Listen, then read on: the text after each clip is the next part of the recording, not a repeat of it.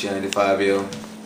I was a prior infantryman in the United States Army, 4th Brigade, 2nd ID, 101st out of the 38th Infantry Regiment, Alpha Company, 3rd Platoon Alpha Company. I was a weapons squad medic for a while. I mean, got over to Iraq. I was a line dog.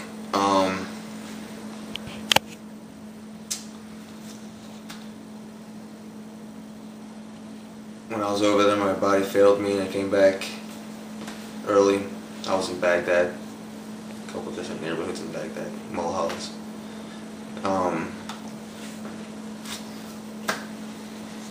Why did you join the military? What were your reasons for joining? Well, at the time I was homeless. Right? I slept beside the river with my pit bull, and I mean, even the lady at the DPW, the Department of Public Welfare, she didn't even believe me that I was homeless. Right? She went down and saw where I was living at. My dog was eating mud. Right? She finally gave me food stamps. Then turned me on to this homeless shelter that was like nobody was in. It was just an abandoned house, but it was really nice.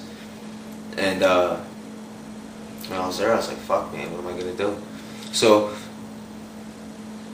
I enlisted, and then I was sitting in the office, and I looked up and I saw this sign, and it had these 2 soldiers, 2 infantrymen, up in the mountains in Alaska with their weapons. They're standing back to back, and they say, being in the infantry means somebody's always got your back.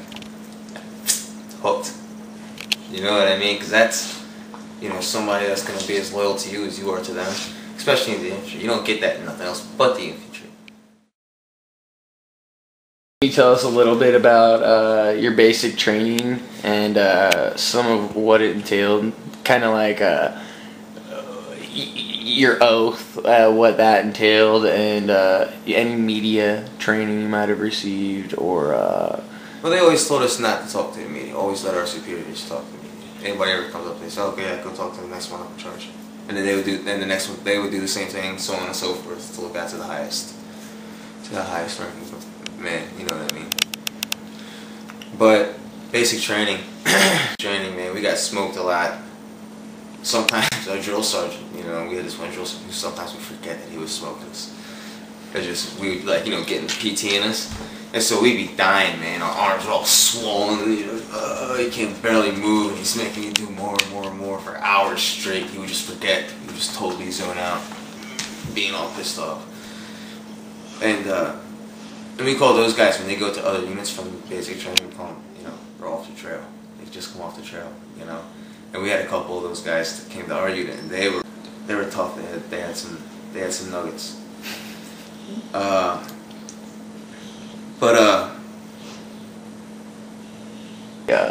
Some of the taxation that goes on with the soldiers that isn't really advertised. Would you care to tell us about that?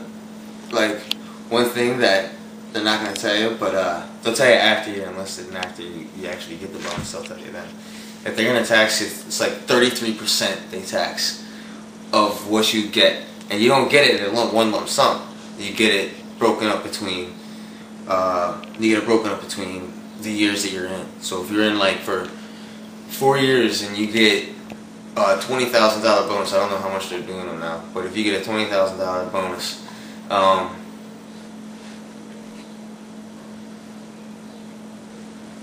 they give it to you, they break it up between the 4 years. And then on top of that, they tax it at 33% at the beginning. And then you, of course, get the subsequent taxes every time you get the check, every time you get the money. And they don't tell you that, man. But, you know, being in the infantry, you're putting your life on the line for the entire nation. After I was in for a little bit, you know what I began to think of? I'm not fighting for my government or these false half-hearted ideals that they feed the soldiers, you know what I mean? No, I'm not in it for that. I'm in it for my family who are too ignorant to fight. I'm in it for my friends who can't fight. I'm in it for the hills I grew up in, because, you know what I mean? Because when I think about them, they're so beautiful, you know what I mean? That's all I think about, and that's what I think about America. I think of my countrymen. I think of my country. I don't think of my government. I never will. Our government is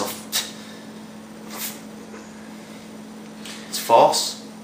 Some of the various military employment positions you've seen that are just kind of a waste of money, kind of like eye doctors or something like this. I'll tell you like this, man. There's the infantry, the artillery, combat engineers, combat medics,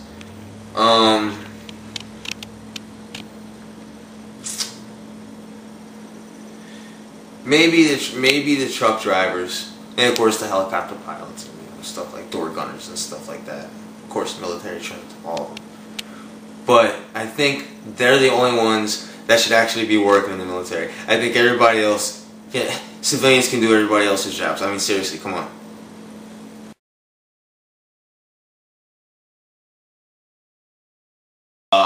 The janitors, we used to call them broom technicians. You know what I mean? Right. And how many jobs would we be able to have without signing a 2-year contract? Yeah. I mean, could you imagine how many jobs? Would you be willing to describe to us about your tour in Baghdad? If you're uncomfortable about certain things, tell us anything you have to say, though, that you're comfortable. I'll tell you this, man. The people there, they are beautiful people. It's a beautiful language. Food is delicious. It broke my heart, man, because like some of the families could barely even clothe the children. You know what I mean? Like they'd have like literally 2 outfits between 4 or 5 children. You know what I mean? And like this one would have the left shoe and that one would have the right shoe, and then that would be it. You know what I mean? And then like they'd invite us in, we go in to search their home, and then you know what they would do? They would break out all the food they had and make us eat. We couldn't turn them down. If you turn them down, it's disrespectful. And we're not trying to make more servants, so we have to eat their food. You know what I mean? They can barely feed themselves, and they're making us eat all that they got. You know what I mean? Nobody back. And then I come home and then I see fucking college girls that get upset because mommy and daddy didn't buy them the type of shoes they want to get, and they cry about that. You know what I mean? About the technology used. I've heard a few times about depleted uranium rounds. Did you see any of that? We didn't see any of that stuff. We did blow a couple buildings up with MSGs, MGSs, excuse me. Sorry, they hate it when you say that. The tankers do. They're MGSs. Well, they'll probably hate everything about this anyway. It's a Striker with a 105 on it, for Bradley guys, in case you don't know, or you tankers that don't know, that don't work with the infantry guys. But they're just Strikers with 105s on them.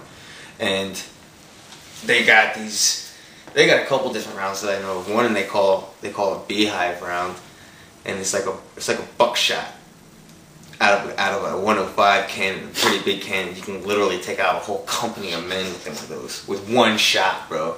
And it's like literally buckshot, like this big. Like, you know what I mean? People getting blown to mist. And then they got these other ones that like I'm not sure what they are, but they go into the build, and they were shooting these things. They were trying them out, and they couldn't figure out what it was doing. So they put a camera in there, and then they put a bunch of goats in there, and they closed it up, and then they shot one of these through like the hull and everything like that on this little APC or whatever, and it went in one hole, and it broke out the other side like this big around, and everything got sucked out that back hole. Just all air pressure. Yeah, just sucked them all out that back hole. You know what I mean? That's pretty cool, I think. But they shot a building and just turned it into a big U, like this. Wow. Did you see any use of any kind of chemical warfare or anything like that, or have you heard anything about chemtrails? No, I don't know anything about that, man. The only kind of chemical warfare we use was like CS gas, and that's nothing. That's like pepper spray. You know, riot control, really. What views do you have on the 9/11 events? I know it seems kind of obscure, but I think I feel abused by our government because of that. Because, you know, they even said that we need a Pearl Harbor-like incident to rally people behind the cause to go into a country with oil. You know what I mean? I saw that on that one video, man. It was direct quotes. You know, man, I feel. I mean, with all the evidence I've seen yet, they set it up. They set it up. Our government did. Just so they could set up an international policing system. A second one, mind you.